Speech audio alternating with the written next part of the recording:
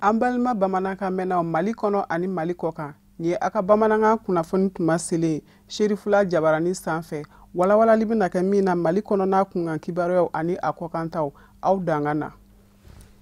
kabini sibiri tɛmɛnen ye an fa ani an karamɔgɔ ni ale silamɛya diinɛ dɛmɛtɔ Ansaru ɲɛjɔyɔrɔ ye a Seyidi Sherif Usman Madani Aidara a ye wajili kɛnɛba dɔ laɲɛnamaya Kayikaw fɛ min ni o kɛra Kayi balontan terrainba kan a kɛra kɛnɛ ni silamɛ maa ba caman de a seereya Serifula Jabarani tɔgɔ la an ka ɲɛmada o sɔrɔlenw fɛ. Mali al-Islamɛ diinɛ ɲɛmɔgɔw ka fara ɲɔgɔn kan jɛkuluba groupement des leaders spirituels musulmans du Mali ka sanga ni u ka baaraw boloda cogo ye Mopti ni Segu kɔfɛ u bisimilara Kayi o hokumu kɔnɔna na Mali al-Islamɛ diinɛ ɲɛmɔgɔw ka fara ɲɔgɔn kan jɛkuluba groupement des leaders spirituels musulmans du Mali ɲɛma al-Islamɛ dɛmɛtɔ Ansaru ɲɛjɔyɔrɔ a Seyidi Sherif Usman Madani Haidara a ye wajulu belebele kɛnɛ sigi Kayi stade Abdoulaye Makoro Sisoko kɔnɔ min bɛɛ lajɛlen bɛ don u ka baara bolodalen hukumu kɔnɔna na ni ka wele bila al-Islamɛw ɲɔgɔn minɛ ka don da kelen fɛ ka bɔ da kelen fɛ bɛn ani kelenya o bɛ se ka sabati cogo min na Mali kɔnɔna na min baaraw bɛɛ lajɛlen nun donna ni alikuranɛ belebele kalanni ye. A'udhu billahi minash shaitanir rajim. Sherif Usman Aidara sansi de do Kayikaw bolo parce que ni ɲɔgɔnna man ca aw yɛrɛ ɲɛ b'a la depuis balontan terrain sigira a ma deli ka fa ni cogo la Kayi yan donc diina dɔrɔn de bɛ se k'o kɛ donc chance de don anw bolo bi an ka se ka diina ni faamu bɛn ka na an ka sigida la kelenya ka na an ka sigila da yiriwa ka se ka kɛ voilà. Kunnandiya jumɛn ani nisɔndiya jumɛn n'o bɛ ne Mariyamu na bi silamɛ muso bɛɛ tɔgɔ la k'a daminɛ Kayi fo Kidali n bɛna kuma daminɛ yɔrɔ min n t'a yɔrɔ dɔn n bɛ kuma laban yɔrɔ min n t'a yɔrɔ dɔn o de y'a to n fɔlɔla ka Ala tanu an fa Adama danna Ala fɛ tuma min n'a tisora a ye Ala tanu n ye kuma fɔlɔ an fa Adama ka kumakan na n'o ye ka Ala tanu a Seyid Usman Sherif Madani Haidara bani i ni ce Ala ye Ala min ka juru b'i kan na n'i tɛ se k'a ban sara la i ni ce i mɔkɛ ye i mɔkɛ min ye kobilenw nɛnɛ ka tɛmɛ n'i bɛ k'a nɛnɛ ale kɔfɛ i ni ce i faso ye faso min tɔgɔ ko Mali kɛrɛnkɛrɛnnenya la i ni ce anw musow ye. Mali al-Islamɛ diinɛ ɲɛmɔgɔw ka fara ɲɔgɔn kan jɛkuluba groupement des leaders spirituels musulmans du Mali a maa caman yera a Seyidi Sherif Usman Madani Haidara nɔfɛ nin wajulu belebele in kɛnɛ kɔnɔna na yasa k'u ka kanubaganciya k'o yira a Seyidi Sherif Usman Madani Haidara la ni ka tila k'u ka nisɔndiya u ka foli ani barikada kɛ ka ɲɛsin a Seyidi Sherif Usman Madani Haidara ma n'ale ka wuli ka jɔ bɛɛ lajɛlen ɲɛsinen bɛ diɲɛmɔgɔ ka lafiya bɛn ni kelenya bolodi ɲɔgɔn o bɛ se ka sabati cogo min na Mali fan bɛɛ lajɛlen fɛ n'a kɛlen bɛ ka o baara in boloda Mali fan bɛɛ lajɛlen fɛ wagati nataw la. A ka kan an kun ka kuma al-Islamɛw ye an ka kuma Kayikaw ye Sherif Madani a ye baara caman kɛ diinɛ la maaw b'o dɔn maa caman b'o dɔn a ka kɛsɛtiw la maaw b'o dɔn parce que a ka kan al-Islamɛw aw minnu ye al-Islamɛw ye aw minnu ye Sherif Madani Haidara kanubaw ye aw minnu ye Ansaru ye a ka faamuya dɔ kɛ munna Serifiya bɛ kɛlɛ nin wagati in na munna hakili ni kuma dɔw bɛ ta la k'a sɛgɛrɛ Serifiya bɛ san 20 san 30 bɔ a ko Mali jamana in kɔnɔ fɛn dɔ b'an bolo a y'aw hakili an ka fɛɛrɛ bɛɛ kɛ k'o préserver a m'a fɔ silamɛw dɔrɔn dɛ a ko Mali kɔnɔ a ko pétrole tɛ Mali bolo gaz tɛ Mali bolo kɔgɔji tɛ Mali bolo mais ala ye Mali so fɛn belebele dɔ la o ka bon pétrole ni gaz ye a m'o di pétrole ni gaz bɛ jamana min na a m'o di maaw ma n'o ye hakilisigi ye. Fɛn min y'an se yan o de ye groupement ka lajɛba min bɛ Kaye yan ani conférence min b'an bolo an nana k'an ka ɲɛmaa an'an ka guide a Seydi Sherif Ousmane Madani Haidara ka n'a bilasira an ka jɛ ka baara in kɛ ɲɔgɔn fɛ. Bon i ɲɛ b'a la leader yɛrɛ ye fɛn min ye a bɛ komi Kayekaw y'a faamu. Bon an ka laɲini ye min ye an yɛrɛ ka laɲini ye min ye an y'a sɔrɔ Kayekaw y'o baara k'a sɔrɔ ni leader yɛrɛ ma se yan. Bon o ye an fa kosɛbɛ. An bɛ fɛn min ɲini Mali dugu tɔw fɛ leader a ye nɔ bila Kaye yan. Mɔgɔw dusukun y'a ye mɔgɔw dusukun y'a minɛ. Moridu tɛ Kaye yan min tɛ kɛnɛ in kan yan bi. Karamɔgɔ du bɛɛ jɛnna n'a ye Kaye fan 14. Bon nisɔndiya kɛra anw na anw minnu ye délégués ye ka bɔ Mali dugu wɛrɛw la ka na. Donc an bɛ yɔrɔ min na an kɔni bɛ fɛn min welewele da groupement leader ye nɔbila min kɛ Mali kɔnɔ e yɛrɛ ɲɛ b'a la Sirukɛ a sɛgɛnna an kan ka sɛgɛn don a ye. Maliden bɛɛ kan ka wuli k'i nagasi parce que Sirukɛ nagasila e yɛrɛ ɲɛ b'a la an ɲɛ tile kururu Kaye dugu kɔnɔ yan sigili t'a la. Maliden bɛɛ kan k'a dɔn nin y'an bɛ ka baara ye surtout autorités. Silamɛ dɛmɛtɔ Ansaru a maa ɲɛma caman fana yera kɛnɛ kɔnɔna na walasa ka n'u ka nisɔndiya k'o yira an fa na an karamɔgɔ a Seydi Sherif Ousmane Madani Haidara la. Madama cɛsiri ani wulikajɔ min b'a bolo ka ɲɛsin alisilamɛw Mali fan bɛɛ lajɛlen fɛ yaasa u bɛɛ lajɛlen ka don da kelen fɛ ka bɔ da kelen fɛ min ni Mali alisilamɛ diinɛ ɲɛmɔgɔw ka fara ɲɔgɔn kan jɛkuluba groupement des leaders spirituels musulmans du Mali kɛlen bɛ bi k'a ta ka don ba la. Karamɔgɔ ala de bɛ se k'a sara a ka nali an fɛ tile 2 a kɛra dayɛlɛli min ye a kɛra fayida min ye i yɛrɛ y'an ka stade ye mɔgɔ min bɛ kɛnɛma o ma se ka don o de ka ca bɛɛ de bɔra k'u ka nisɔndiya yira ka groupement kunbɛn ka a Seydi Sherif Ousmane Madani Haidara k'a kunbɛn sabula a nana silamɛw ka bɛn ani silamɛw ka kelenya ani silamɛw ka sabati a nana o de kama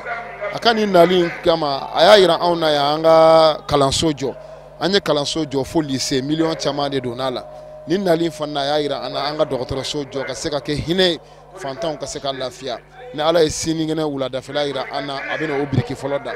bon ale de bɛ ka nin baaraba ninnu kɛ jamana kɔnɔ jamana bɛ se ka lafiya cogo di fantanw bɛ se k'u ka hakɛw sɔrɔ cogo di se tɛ minnu ye ka t'u yɛrɛ furakɛ yɔrɔ wɛrɛw la ka u dɛmɛ u ka se k'u yɛrɛ furakɛ u ka sigidaw da nɔgɔya la a bɛ ka nin baara de kɛ diɲɛ kɔnɔ o la nisɔndiya min bɛ anw na dansi t'a la parce que Haidara yɛrɛ yeli de ye diɲɛ ka lafiya ani diɲɛ ka kisi ani diɲɛ ka tanga ale ka lafiya do ye mɔgɔw b'a ka kuma lamɛn kuma min b'u bilasira k'u bɔ juguya la k'u bɔ wale jugu la ka tila k'u kɛ dilanlikɛlaw ye bon cɛ minnu b'a kɔ muso minnu b'a kɔ n'o ye Jamiatul Ansar Dinil Islamiya ye karamɔgɔ ma foyi yira an na ni hinɛ tɛ a ma foyi yira an na ni ɲɔgɔn dɛmɛ tɛ a ma foyi yira an na fo an ka se ka kɛ nafa ye mɔgɔ wɛrɛw ma an kana kɛ tɔɔrɔ ye ka se mɔgɔw ma an ka kɛ nafa ye ka se mɔgɔw ma a y'o baara de kɛ anw fɛ yan o de kama Kayi dugutigiw bɛɛ farala ɲɔgɔn kan k'a yira k'a fɔ k'u y'a kɛ Kayi dugutigi de ye ka Kayi dugutigiya n'a tigiya d'an ma o kama an fana y'a ŋaniya an bɛna étage belebele jɔ a ye Kayi yan k'a da k'a kɛra Kayi dugutigi ye. Nisɔndiyayɔrɔ yɛrɛ ye mun ye o ye karamɔgɔ a ye hakilina minnu jira mɔgɔw la ni mɔgɔw tun b'a faamuya ala sɔnna bi mɔgɔw y'a faamuya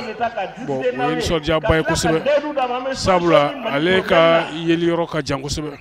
ale ye dɔnjan yebaga de y'ale a ye fɛn ninnu ye depuis ni gɛlɛya ma don jamana kɔnɔ a ye nin ko ninnu ye mais fo ala sɔnna bi an bɛ gɛlɛya kɔnɔ donc o la mɔgɔw sɔrɔla k'a dɔn k'a fɔ karamɔgɔ tiɲɛ yɛrɛ la a tun ye min fɔ an fila kɛnɛ kan donc ala tanu yɔrɔ ye min ye a nisɔndiya yɔrɔ ye min ye Kayikaw y'a faamu kosɛbɛ parce que an y'a sɔrɔ Kayi duba bɛɛ Kayi karamɔgɔbaw y'a yira n na k'a fɔ karamɔgɔ k'a ye k'a fɔ jugu t'a la Kayi yan sabula hali jugu b'a la i m'olu ale bɛ to i ka so kɔnɔ i tɛ se k'a bange kɛnɛma donc ni karamɔgɔ faamuyana n y'o de fɔ ni karamɔgɔ faamuyana jamana in kɔnɔ jamana gɛlɛya a bɛ ban k'a yira u la k'a fɔ ko nin wajuli belebele in kɛra sabu ye yasa an balima kerecɛn dɔ ka tuubi ka don alisilamɛya diinɛ na. A kɛra wagati kɛrɛnkɛrɛnni fana ye yasa maa caaman olu k'u ka layidu ta a Seydi Sherifu Usmani Madani Hayidara ye min n'a ti segin a t'i ɲinɛ sanga ni waati ka wele bila alisilamɛw ma ɲɔgɔn minɛ ɲɔgɔn kanu bolodi ɲɔgɔn ma ka don da kelen fɛ ka bɔ da kelen fɛ yasa fɛn min ye bɛn kelenya o bɛ se ka sabati cogo min na an ka jamana kɔnɔna na. Nin sigiliba in kɛra wagati belebele ye alisilamɛw bolo yasa k'u haminako bɛɛ lajɛlen yira Ala la min la ɲinina a Seydi Sherifu Usmani Madani Hayidara fɛ yasa u ka laɲiniw u ka haminako bɛɛ lajɛlen bɛ se ka sabati cogo min na ni ka kɛ ni daba Ala deli ye a ka hinɛ malidenw na ni bɛn ni kelenya sabatili ye Mali fan bɛɛ lajɛlen fɛ.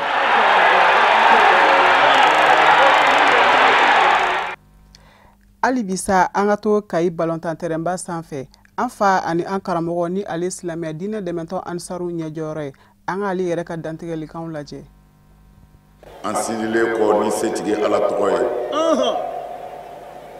an sɔlilen kɔ kira laban in kan ka sɔli a so dunga sanimanw kan a n'a ka sahaba ɲumanw an bɛ an ɲɛsin aw bɛɛ ma ni Ala ka folikan ye cɛ ni muso denmisɛn ni maakɔrɔba n'o de ye assalamu alaikum wa rahmatulahi ta'ala wa barakatuh. Wa alaikum salam wa rahmatulahi ta'ala wa barakatuh. Hayidara n'an bɔra ye kɛrɛnkɛrɛnya la an b'an ka foli ɲɛsin an karamɔgɔ minnu bɛ kɛnɛ kan an ka limamu minnu bɛ kɛnɛ kan an ka sherifi minnu bɛ kɛnɛ kan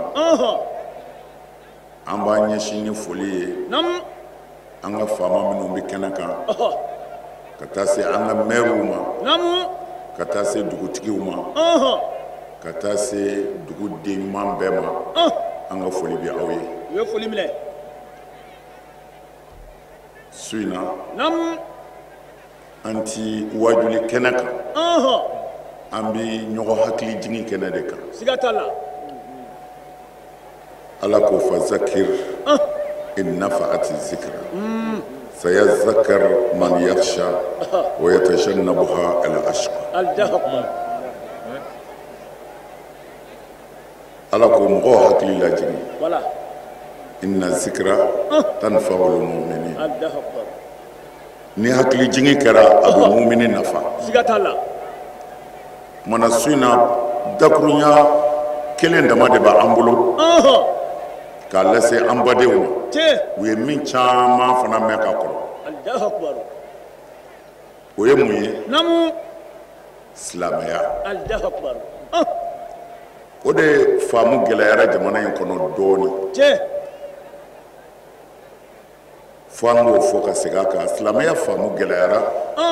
jamana in kɔnɔ dɔɔni. Allahu akbar. Hayidara. Silamɛya man ca fila tɛ saba tɛ. Ayi. Ala ye min fɔ kuranɛ kɔnɔ a ko ad-diinu indallahi al-islam. Allahu akbar. A ko diinɛ min bɛ Ala bolo silamɛya de don. Siga t'a la. Silamɛya yɛrɛ n'i ye silamɛya mot lajɛ al-islam mushtaqun min as-salamati. Allahu akbar. A bɛ bɔ fɛn min na o ye kisi de ye. Silamɛya a kɔrɔ de ye ko kisi diinɛ. Allahu akbar. N'i donna na i kisira i yɛrɛ kun tɔɔrɔ ma mɔgɔw bɛ kisi i tɔɔrɔ ma. Allahu akbar. Siga t'a la. A bɛ fɔ de ma silamɛya. Allahu akbar. Ala kira ɲininkala sallallahu alaihi wasallam a ka hajjatul wada'i la hiji kɛnɛ kan a ye wajuli modèle dɔ kɛ mɔgɔ minnu ka kɛ ko n'u sɔmi ka jan olu y'a miiri ko a ti segin ka na nin kɛnɛ in kan. Allahu akbar. U gɛrɛla la k'a fɔ a ye ko mun ye silamɛya ye c'est à dire k'a ɲininka fɛn fɔ ye silamɛya la hali n ti nimisa e Muhamadu kɔfɛ ko hali mun ye ɲininka nin na. Cɛ ko di kira ma sallallahu alaihi wasallam kira ko cɛ ma ko n b'a bɛɛ f'u ye ne kɔfɛ i ti nimisa ko hali kun ka ɲininka nin na. Silamɛ bɛɛ y'i kilo majɔ. Kira ko silamɛya ye min ye dɛ n'i ko i dalen don Ala la i tile. Khalas n'a hinɛ na ala bɛ hinɛ Allahu Akbar. gɛlɛya fɛn o fɛn b'an kan an ma hinɛ ɲɔgɔn na fada dama tɛ dɛ i muso y'i ka maraden dɔ de Siga t'o la. i denw y'i ka maraden dɔ de i balimakɛ minnu bɛ du kɔnɔ ni se t'u ye ni se bɛ ye a wajibiyara i ka de i k'a lajɛ i bɛ se ka mun kɛ ninnu ye ni nisɔndiya fana ye ala b'i sara. Allahu Akbar. halisa an ka to kayi marabolo kɔnɔ groupement des leaders spirituels musulmans du Mali tɔndenw ka fara u ka ɲɛmaaba kan ni o ye Seyidi Sherif Usman Madani Aidara ye u ye taama kɛ ni ka taa bɔ kayi dugulenw na an ka ɲɛmada Sherifula Jabaraniso cidenw ka sɔrɔlenw fɛ. I n'a fɔ ladalako la Mali alisilame diinɛ ɲɛmaw ka fara ɲɔgɔn kan jɛkuluba groupement des leaders spirituels musulmans du Mali n'o ma ɲɛma ye an karamɔgɔ a Seyid Sherif Usman Madani Aidara ye. Jɛkulu in taabolo b'a laɲini cogo min na o taara foli kɛ Kayi dugu marabaw an'an ka diinɛmaw baara. Foli kun fɔlɔ o kɛra Kayi mara gouvernorat kɔnɔ n'an ka diinɛmaw bisimilala Kayi gouverneur fɛ masalaw senfɛ ni Kayi gouverneur ye Mali alisilame diinɛ ɲɛmaw ka jɛkuluba mɔgɔw ye ɲɛfɔli kɛ o nakun na Kayi dugu kɔnɔ n'o tɛ dɔwɛrɛ ye ka kɔmasegi kɛ ka sanga ni jamana diinɛmaw ani ladalatigiw ka tile filasigi ye mun kɛra mɛ kalo tile 13 an'a tile 14 Bamako palais des sports kɔnɔ. Laɲini mun bɔra o la ka t'o ɲɛfɔ Kayikanw ye. Kayi gouverneur ka fara a yɛrɛ ka cɛsiri ka nin taama in laɲini sabatili la a ye waleɲuman dɔn foli kɛ ka ɲɛsin Mali silamɛ diinɛ ɲɛmɔgɔw ka fara ɲɔgɔn kan jɛkuluba groupement des leaders spirituels ma ka da u ka wulikajɔ kan su ani tile wasa bɛn kotoɲɔgɔn tala ani jamana kolosuma bɛ se sabati ɲɛmu ma. Ni taama ka taa bɔ Kayi gouverneur ye a kun cɛla ni duwawu tali ye jamana ɲɛta ani jamanadenw ka lafiya kosɔn. Gouverneur foli kɔfɛ Mali alisilame diinɛ ɲɛmɔgɔw ka fara ɲɔgɔn kan jɛkuluba groupement des leaders spirituels musulmans du Mali u taara foli kɛ an karamɔgɔ Baha Aidara ka denbaya la wasa ka taa duwawu kɛ an fa Baha Aidara ye ala ka hinɛ a dayɔrɔ la n'ale tun ye karamɔgɔ a Seyid Sherif Usman Madani Aidara kɔkɔrɔmadonna maa fɔlɔ dɔ ye Kayi dugu kɔnɔ. O de kama i n'a fɔ a ka taama kɔrɔlenw senfɛ a bɛ t'i sen jɔ ye waleɲuman dɔn ani bonyamasigi kosɔn yen alisilamɛya dɛmɛtɔ Ansaru ɲɛjɔyɔrɔ groupement des leaders spirituels musulmans du Mali maa ɲɛma ale ye duwawu caman kɛ ni ka sɔrɔ k'a kunda an ka cɛkɔrɔba Ahmɛdiya ka du kɔnɔ. Cɛkɔrɔba mun n'ale jɔyɔrɔ dɔnlen don jamanadenw fɛ ka d'a ka fasodenɲumanya a n'a ka jamana kanu kan. Masalaw senfɛ an ka cɛkɔrɔba Ahmɛdiya ye Mali alisilame diinɛ ɲɛmɔgɔw ka fara ɲɔgɔn kan jɛkuluba groupement des leaders spirituels maaw fo ka da u ka cɛsiri la sanga ani waati basigi sabatili la ani alisilamɛya ɲɛda ɲuman yirali la jamanadenw na. O masala kelen kɔnɔ an ka cɛkɔrɔba Ahmɛdiya ale ye bonya kɛrɛnkɛrɛnni kɛ ka ɲɛsin karamɔgɔ a Seyid Sherif Usman Madani Aidara ma ni lajalifɛn tali ye ka d'a ma. Karamɔgɔ a Seyid Sherif Usman Madani Aidara ale ye waleɲuman dɔn foli kɛ ni ka tilatun ka duwawu caman kɛ cɛkɔrɔba ala ka si ani kɛnɛya.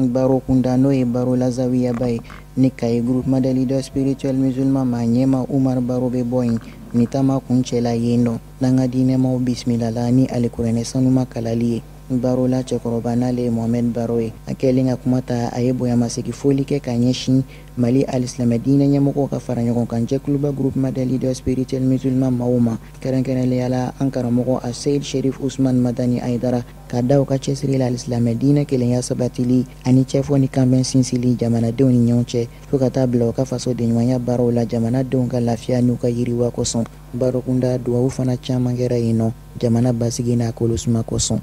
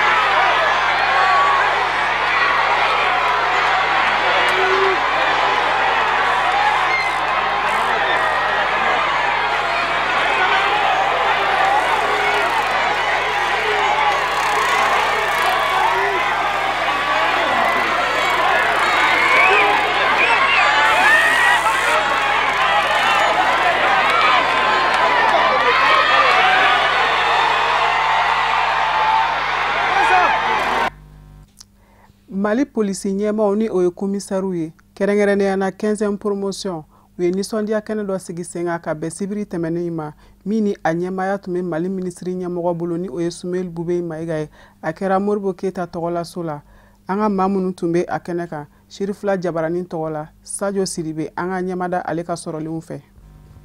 Finitigilaka minnu bɛ wele ko commissaire de police olu ka kalan kuncɛ kɛra duwakun tɛmɛnen ni ye jateminɛ kɛ i b'a k'a fɔ cɛ 96 ani muso 8 olu le wasa sɔrɔ nin ko in kɛnɛ kan wa u ka kulo in denfaya kun talen don ka ɲɛsin an ka jamana premier ministre ma n'o ye Sumeli Bube Mayiga ye ni ale ye mankutu duman caman sɔrɔ a ko kɛnɛ kan. Ne de kɛra an ka commissaire ka major ye 87 an mɔgɔ 96 an de tun bɛ formation in na commissaire. Donc an bɛ jɛna ma ka son excellence Sumeli Bube Mayiga ni an ka jamana premier ministre do ko kɛ an ka parrain an ma kɛ gansan an ma da la parce que ko premier ministre do ko politique mɔgɔ do an y'a da la sabula mɔgɔ do mɔgɔ min ni adamadenya b'a la ni a bɛ adamadenw minɛ cogo a b'u dɔn jamana yɛrɛ kan ka mara cogo min na a fana a b'o ɲɛdɔn kosɛbɛ. An ye jala mun sɔrɔ denmisɛnniya t'a la maakɔrɔya t'a la jaladenni tɛ an ka baara yɛrɛ polisiya kɔnɔna na a fanga ka bon kosɛbɛ parce que an bɛ fɛn fɛn ye sécurité yɛrɛ kɔnɔna ye ka hakili jagabɔ kɛ ka jamana yɛrɛ bɛ mara cogo min na ka sécurité yɛrɛ bɛ dilan cogo min na an bɛ hakili jagabɔ de kɛ olu kan ka tila ka a waleya tuguni ka tila ka an yɛrɛ ka mɔgɔw ka tila k'u mara ka u la baara kan ka taa cogo min na k'o ɲɛ yira u la. Kɛnɛ in kɔni kɛra kɛnɛ min b'a to promotion tako 15nan maa minnu ye wasa sɔrɔ nin ko kɛnɛ kan n'a tɔgɔ kun dalen don Sumeli Bube Mayiga la u kɔni ye tasi bila kɛ ka ɲɛsin a ma a ka dɛmɛ a n'a ka kunnandiya ma ka ɲɛsin olu ma. Komi y'an bila la su kɛrɛnkɛrɛn an ye kalo 13 kɛ formation na école de police la an bɔra sa formation banna donc an y'a ɲini an balimaw an teriw an ka faamaw an n'a muso n'an denw ka se k'an bɛɛ fara ɲɔgɔn kan ka se ka nin wagati ni nisɔndiya ye an ye temps min kɛ kankɔrɔla la ka se ka o nisɔndiya yira an na an y'an ka jalakura min sɔrɔ ka jalakura in ta fêter an balimaw na an teriw na an ka faamaw ka jɛ k'a fêter ɲɔgɔn fɛ. An bɛ an ka parrain fo k'a waleɲumandɔn a ye bonya min k'an ye Ala k'a to an kɔnɔ an bɛ mɔgɔ minnu y'an dɛmɛ mɔgɔ caman y'an dɛmɛ ka se ka soirée in kɛ bi an b'o mɔgɔw bɛɛ fo k'u waleɲumandɔn an ka faamaw yɛrɛ polisi faamaw école de police faamaw école de la formation an b'u bɛɛ de fo k'u waleɲumandɔn a n'an yɛrɛ somɔgɔw minnu nana an teri minnu nana an b'u fo k'u waleɲumandɔn. A formation a ɲɛna kabiri kuma jan formation bɛ kɛ mais formation minnu bɔlen filɛ nin ye commissaire minnu bɔlen filɛ nin ye an bɛ se k'a fɔ u ka formation a dafara ka da fɛn caman kan parce que fɛn caman bɛ yen nɔ minnu donnen don diɲɛlatigɛ taabolo la bi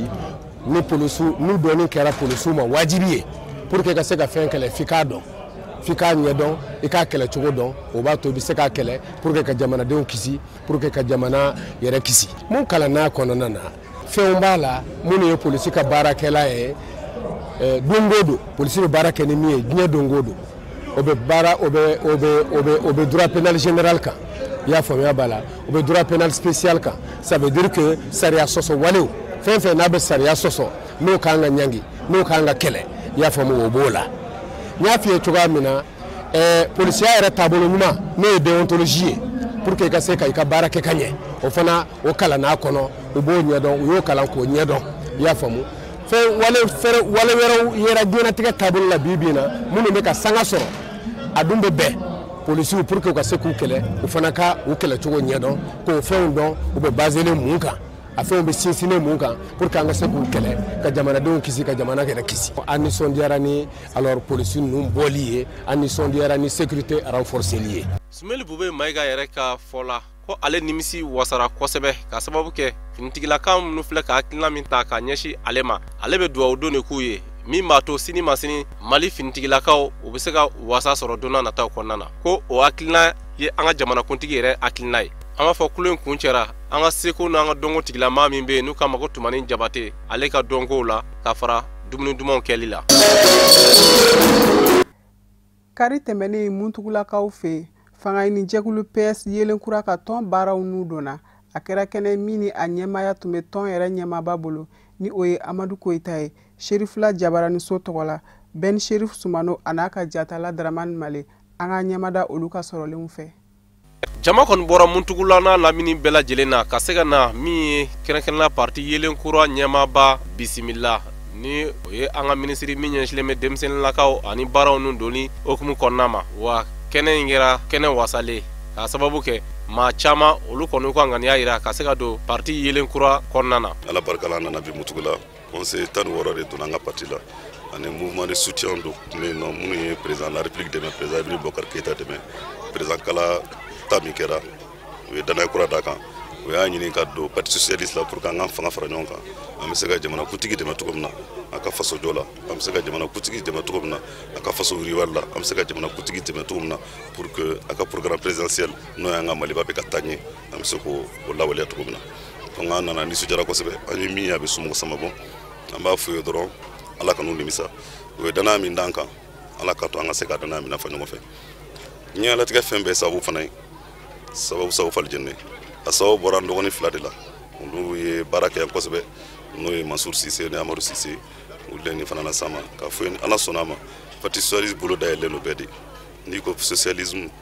i ko ɲɔgɔn bonya n'i ko socialisme i ko ɲɔgɔn kanu n'i ko socialisme i ko jamana den bɛɛ ka kɛ kelen ye n'i ko socialisme jamana sɔrɔ ka classe jamanadenw bɛɛ ni ɲɔgɔn cɛ anw ye socialiste ye. parti ɲɛmaaba sa n'o ye Amadu Koyita ye a y'a yira k'a fɔ ale nisɔndiyalenba don muntigilakaw ka bisimilali la wa a bɛ min fɔ ko parti na fɛɛrɛ bɛɛ lajɛlen kɛ min b'a to min ye muntigilakaw ka hakilina a bɛ se ka sabati don n'a nataw kɔnɔna na cogoya min na. an bɛ foli lase muntigilakaw bɛɛ ma dugutigilakaw alimamilakaw musow ka ɲɛmaw ani denmisɛnninw ka ɲɛmaw n'an kɔni ka parti ye n ye min fɔ dɔrɔn an tɛ politiki kɛ fɛn wɛrɛ kama politique kɛ jamana jɔli de kama an bɛ politique kɛ jamana kanu de kama an b'a fɔ maaw ye politique tɛ fɛlankolon ye politique ye fɛnba de mɔgɔ min sɔnna ka politique kɛ i sɔnna de k'i ka waati consacrer i ka jamana ɲɛta ye donc an bɛ se ka min fɔ dɔrɔn maa o maa n'o ka politique kɛ jamana kanu ye maa o maa n'o ka politique kɛ jamana bɔli nɔgɔla ye maa o maa n'o ka politique kɛ jamana sariyaw bonyani ye maa o maa n'o ka politique kɛ jamana danbe boli ye anw n'olu ye kelen ye an b'a dɔn Mali parti politique caman fana y'o ye donc an bɛɛ k'an tigɛ di ɲɔgɔn ma an bɛ se ka jamana nabɔ nɔgɔ la cogo min na musow kumana o ko sira alimami ka représentant kumana a ko sira maire ka kumana a ko sira musow ka représentant kumana plutôt a ko sira donc sira ko de hami b'o la n ko ma jamana sira ko hami bɛ président de la République jamana kuntigi la bɛɛ b'o dɔn jamana mɔgɔw bɛ basigi la ni ala sɔnna ma n b'a kuma lase inshallah fana an b'a ɲini Alahu Taala fɛ ala ɲini ala k'a sabatiya k'a ɲini ala fɛ dɔrɔn ale bi an bɛ fɛn kelen min ɲini o ye basigi an bɛ fɛn kelen min ɲini o ye bɛn an ka jamana kɔnɔ donc jamana kuntigi hamina o de ye gouvernement fana miirina o de ye bɛn ka na ne bɛn ma na yiriwa tɛ se ka na ni yiriwa ma se ka na basigi tɛ se ka na donc an b'a ɲini maliyɛn bɛɛ fɛ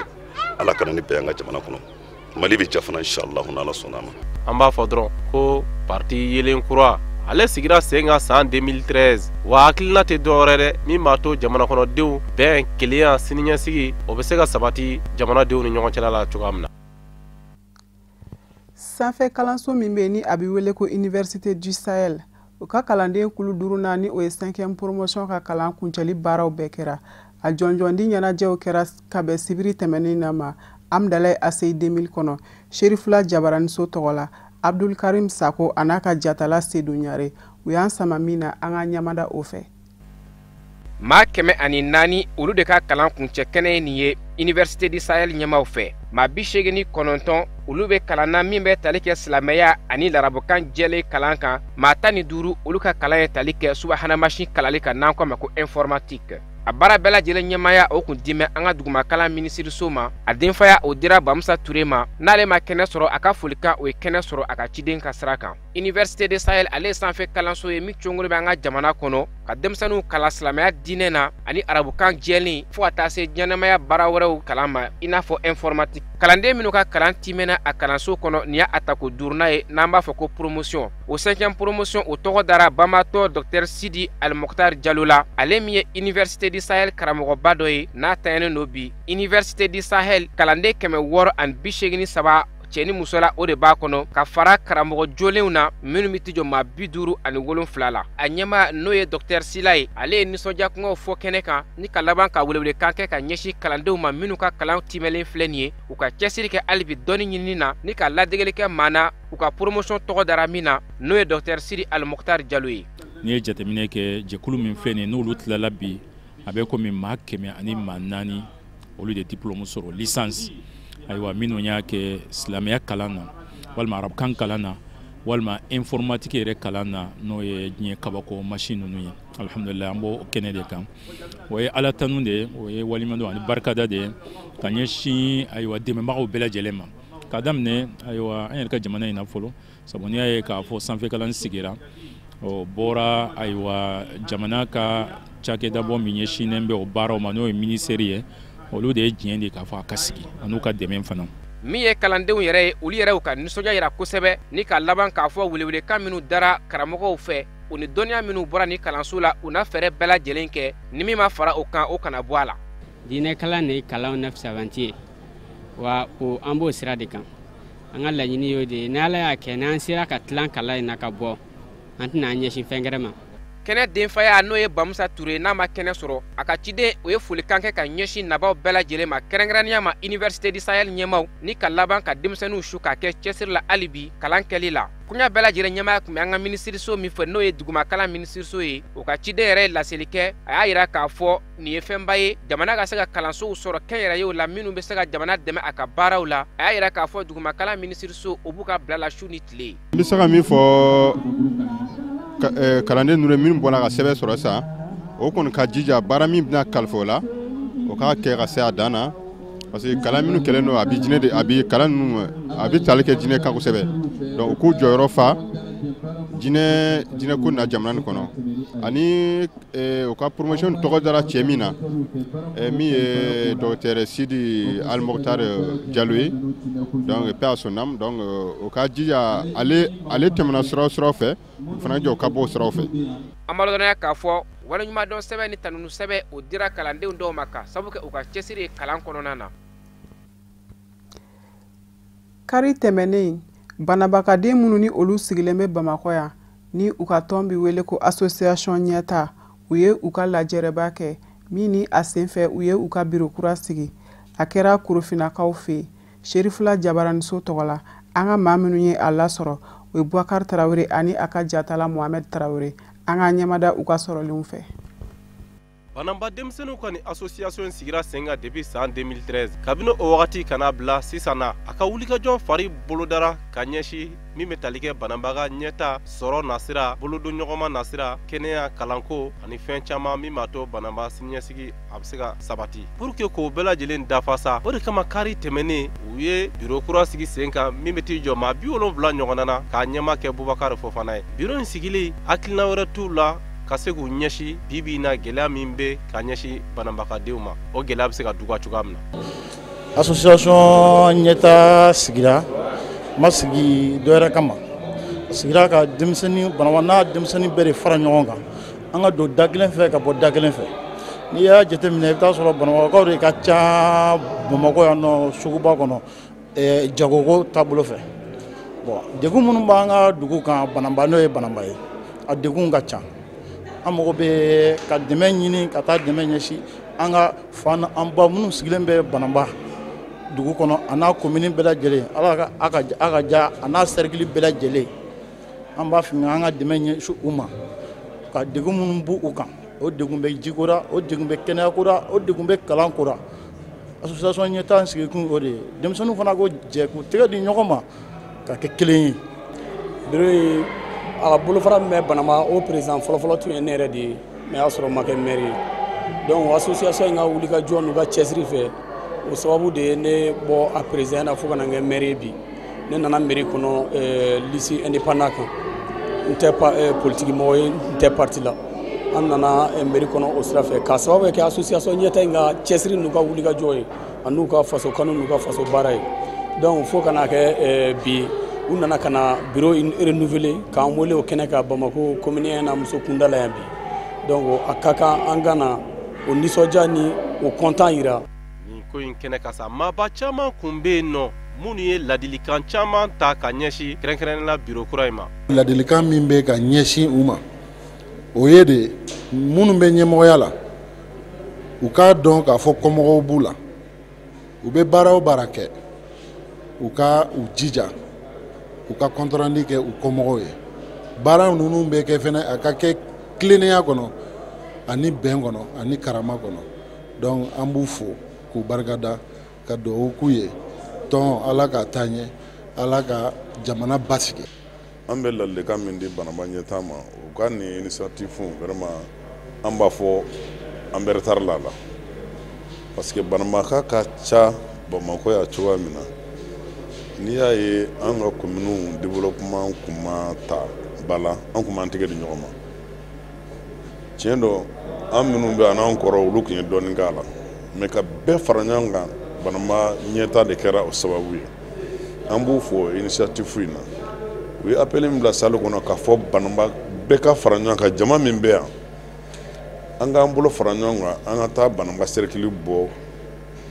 nɔgɔ la ka baara kɛ cercle ka taa ɲɛ vraiment an b'u fɔ o la o hakili ɲuman na kosɛbɛ. Ladilikan min kɔni bɛ anw bolo k'a fɔ denmisɛnw ye o ye cɛsiri ye cɛsiri min ni a bɛ se ka dugu taa ɲɛ tɔn cayali sigida la anw kɔni bolo kojugu tɛ n'a bɛ kɛ bɛn kan a bɛ kɛ keleya kan sabula adamaden bɛ kɛ ka caya sɔrɔ bɛ ka caya baara bɛ ka caya bon ni tɔn cayara ne kɔni bolo o ye dugu ka hɛrɛ de ye sabula bɛɛ lajɛlen bɛ wuli k'i jɔ ka i ka dɛmɛ ɲini ka na i ka nasira fɛ o la denmisɛnnin tɔnko bi an bɛ min fɔ Banambakaw ye kɛrɛnkɛrɛnnenya na Banamba anw dɔnnen don ni kalan ani jago de ye kosɛbɛ nka a ka d'an ye bi denmisɛnw ni fiɲɛ yɛlɛmana fo ɲɔsurula ka yɛlɛma bi baara bolo a ka yɛlɛma mun na denmisɛnnin caman kalannen don yen nɔ u ka emploi ɲini u ka don tubabu baara la u ka don fonctionnaire la n'i y'a ta k'a lajɛ bi n'i ye kɔɔri fan o fan ta k'a lajɛ militaire policiers gardiens pompiers i b'a sɔrɔ Banambakaw ka dɔgɔn na an b'a fɛ vraiment u ka postuler u ka don jamana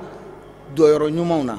An b'a fɔ ko lajɛ in kun cɛra ni ɲɛnajɛ belebele Banambakaw ka dɔnkilidala ŋana min bɛ yen n'u k'a ma Fatumata Bundi Kuyate ka fara tuguni u ye tasibila kɛ ka ɲɛsin an ka jamanakuntigi Elhaji Ibrahim Boubacar Keita a n'a ka gouvernement ka sababu kɛ u ye yelen kura min don Banamba dugu kɔnɔna nin wagatinin na. O fana de bɛ an sɛnsɛn ka taa diɲɛ fan wɛrɛ fɛ o kunnafoniw kan Kafunɛ Bacili an ka ɲɛmada ale ka sɔrɔlenw fɛ.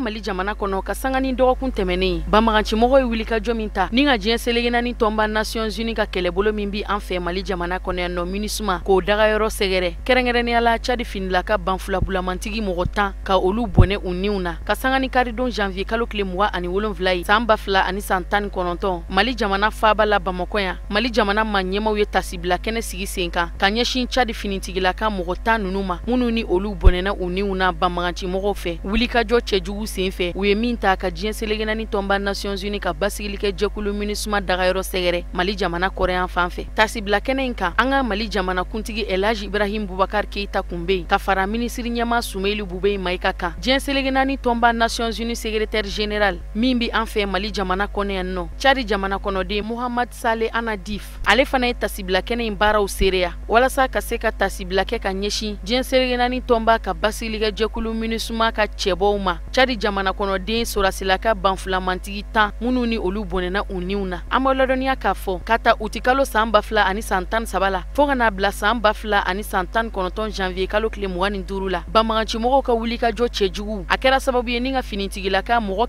181 de bɔnɛ u niw na finitigilaka minnu ni olu bɔra diɲɛ jamanaw kɔnɔ ni ka na Mali jamana Sorasilakaw dɛmɛ ɲɔgɔnya walasa bɛn ni basigi ka se ka sabati ka banbagancimɔgɔw kɛlɛ ni k'u daga ta ka bɔ an da la o Sorasilaka minnu ni olu nana dɛmɛ don k'u fanga fara Mali jamana Sorasilakaw kan ni olu bɔnɛna u niw na o mɔgɔ 181 ninnu fagata la banbagancimɔgɔw fɛ Cadi finitigilaka mɔgɔ 54 olu de bɔnɛna u niw na o de kadara kɔnɔna na a k'u ka kan Mali jamana ma ɲɛmaw fɛ tasibila kɛnɛ ka sigi sen kan ka ɲɛsin Cadi finitigilaka mɔgɔ fatulen ninnu ma min sen fɛ ni an ka jamanakuntigi Elhaji Ibrahim Boubacar Keita ye tasibila kɛ bamagancimɔgɔw kɛlɛli kadara kɔnɔna na Cadi jamana sɔrasilakaw yelen don Mali jamana finitigilakaw kɛrɛfɛ kosɛbɛ walasa k'u fanga fara u fanga kan ka dɛmɛ don o laɲini bɛ se ka sabati cogo min ka bamagancimɔgɔw kɛlɛ ni k'u silatunu ka da Cadi jamana ka wulikajɔ an'u ka dɛmɛ ɲɔgɔnya n'u ka kokɔrɔmadonni baaraw la ka ɲɛsin Mali jamana finitigilakaw ma bonya bɛ Mande bonyamasegin bɛ Mande nin tasibila kɛnɛ in sigira sen kan walasa ka se ka Cadi finitigilakaw ka bonya lasegi.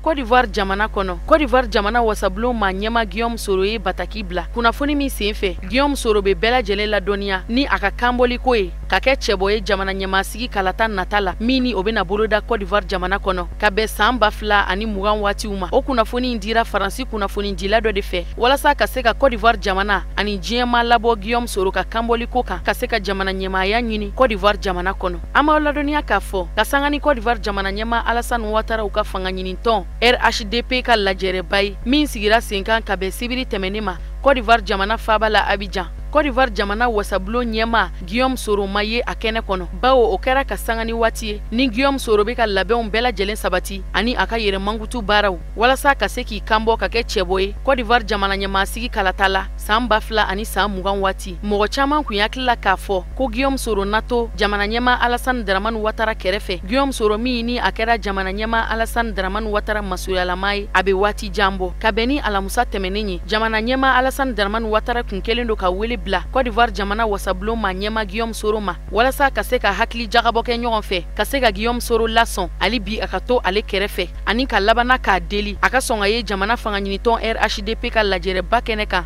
min ɲɛnamayara ka bɛn sibiri tɛmɛnen ma Stade Félix Houphouët-Boigny kɔnɔna na Abidjan nga a bɛra ta Guillaume Soro ma sɔn ni ka jamana ɲɛma Alassane Dramane Ouattara ka wele jaabi a ma ye lajɛrɛba in kɛnɛ kɔnɔ Guillaume Soro y'a tigɛ ka bɔ jamana fanga ɲinitɔn RHDP la ni ka pani a yɛrɛ kama ɲe k'a kanbɔ jamana ɲɛmaaya nɔfɛ san 2020 jamana ɲɛmasigi kalata baaraw la walasa ka se ka jamana ɲɛmaaya ɲini o b'a jira k'a fɔ a ka dɛmɛ tɛna na se jamana ɲɛma Alassane Dramane Ouattara ma ni k'a dɛmɛ ɲɔgɔnya walasa a ka se k'a bolo manabɔ a yɛrɛ sigiyɔrɔ nɔfɛ ni ka jamana ɲɛmaaya ɲiniko sabanan kɛ kɔrɔfɔw hakili jagabɔw ani delilika minnu da jirala jamana ɲɛma Alassane Dramane Ouattara fɛ ka ɲɛsin Guillaume Soro ma Guillaume Soro min ni wasabulon ɲɛma dɔ bi kunnafoniw y'a jira k'a fɔ a kɔni y'i tigɛ ka bɔ Alassane Dramane Ouattara ka fanga ɲinitɔn na ni k'i kɔ da cɛbɔ wɛrɛw kɔ a la ka bɛn ni jamana ɲɛmasigi kalata ye Côte d'Ivoire jamana kɔnɔ.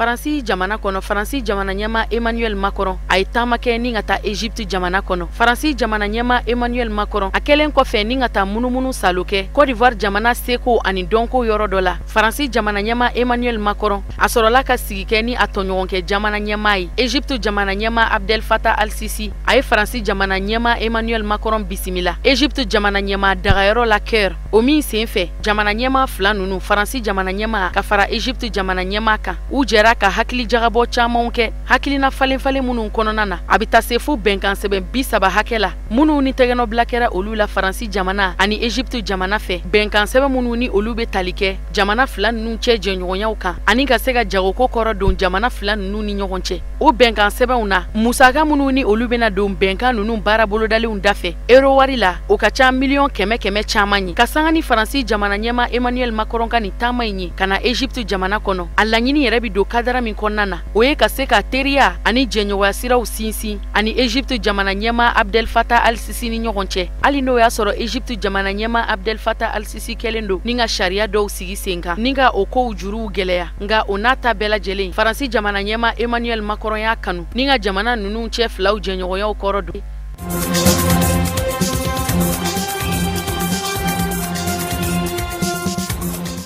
Burkina Faso jamana kono Sigire dugu kono ani Arbenda commune cɛ bɛ t'i jɔ kilomɛtiri 20 bɔ ɲɔgɔngo la ka sanga ni kari don ye bamagancimɔgɔw ye wulikajɔ ta ni ka yen dugu sɛgɛrɛ bamagancimɔgɔw ka ni mɔgɔ faga wulikajɔ cɛjugu in a kɛra sababu ye ni ka mɔgɔ 10 ɲɔgɔnna bɔnɛ u niw na kumana min na ni wulikajɔ ninnu fɛrɛ n'a dabaliw bɛ sigi sen kan bamagancimɔgɔw fɛ u bɛnna ka na don sigire dugu kɔnɔ motow de sanfɛ ka bɛn ni sɔgɔmadaya fanfɛla in ni k'u ka wulikajɔ cɛjugu in ta k'a ɲɛsin sigire dugu ma an b'a ladɔnniya k'a fɔ banbagancimɔgɔw ye nin wulikajɔ in labɛn kosɛbɛ sanni ka sɔrɔ ka cun sigire dugu kan ka bɛn ni don min ye ni u bɛ nin wulikajɔ cɛjugu in ta ka ɲɛsin sigire dugu ma o kɛra ka sanga ni sigirekaw ka dɔgɔjɔ don ye o waati min bɛ duguden caman fara ɲɔgɔn kan sugu kɔnɔ dɔgɔjɔ kadara kɔnɔ banbagancimɔgɔw ka wulikajɔ in sen fɛ kumana min na u bɛ cun sigire dugu kɔnɔ banbagancimɔgɔ minnu ni u bɛ taa se mɔgɔ 10 bɔɲɔgɔnko la u bɛnna ni ka mugujugu dayɛlɛn ka ɲɛsin dugudenw ma ni ka maa 2 jogin kosɛbɛ olu minnu ni olu cɛra garagara la ni k'u kunda kɛnɛyaso kan wulikajɔ in kɛyɔrɔ yɛrɛ la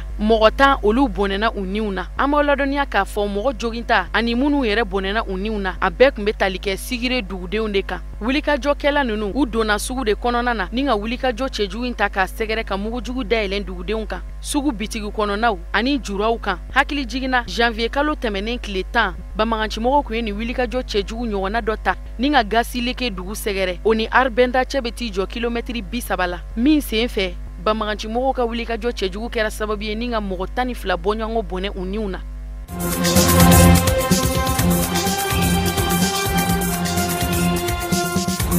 Sudan jamana kɔnɔ Sudan jamana ɲɛmaa Umar El Bashir a ye taama kɛ ka taa Egypte jamana kɔnɔ ka bɛn ni karidon janvier kalo tile 27 ye o taama min sen fɛ ni Sudan jamana ɲɛmaa Umar El Bashir bisimilara Egypte jamana ɲɛmaa Abdel Fattah al-Sisi fɛ Sudan jamana ɲɛmaa ka Qatar tagama tɛmɛnen kɔfɛ a y'i kunda Egypte jamana kan an b'aw ladɔnniya k'a fɔ o ye taamaw bolodalen ye Sudan jamana ɲɛmaa fɛ kabiri ni nisɔngoya taama min ni o sigira Sudan jamana kɔnɔ ni a kɛra sababu ye ni ka duguden caman bɔnɛ u niw na wulikajɔ min ni a kɛli bi kalo 1 bɔ ni jamana kɔnɔdenw ye nisɔngoya taama boloda ni k'a laɲini Sudan jamana ɲɛmaa Umar El Bashir ka wuli ka bɔ fanga la o nisɔngoya taama ni o wulikajɔw kɔfɛ an b'aw ladɔnniya k'a fɔ nin ye jamana ɲɛmaa Umar El Bashir ka taama fɔlɔ ye ni ka bɔ Sudan jamana dafɛ ni k'i kunda jamana wɛrɛw kan ni taama min ni a bolodara Sudan jamana ɲɛmaa Umar El Bashir fɛ ni k'i kunda Egypte jamana kɔnɔ Sudan jamana ɲɛmaa mago bɛ jamana wɛrɛw ka dɛmɛ la walasa ka se k'i ɲɛsin a ka gɛlɛyaw ma Sudan jamana kɔnɔ barisabu ka d'a kan an bɛ don min na i n'a fɔ komi bi jamana kɔnɔdenw kɔni bɛ ka muɲukumaɲaka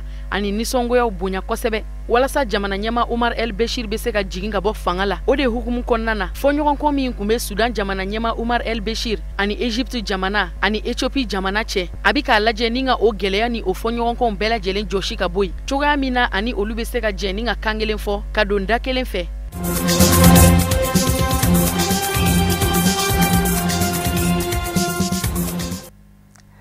o fana de bɛ dansigi bi bamanankan kunnafoni na min labɛnna kunnafonidiso ɲɛmaayaso fɛ ni ala m'an ka jɔnya jɔ an na sini an bɛ ɲɔgɔn sɔrɔ yan a k'an bɛn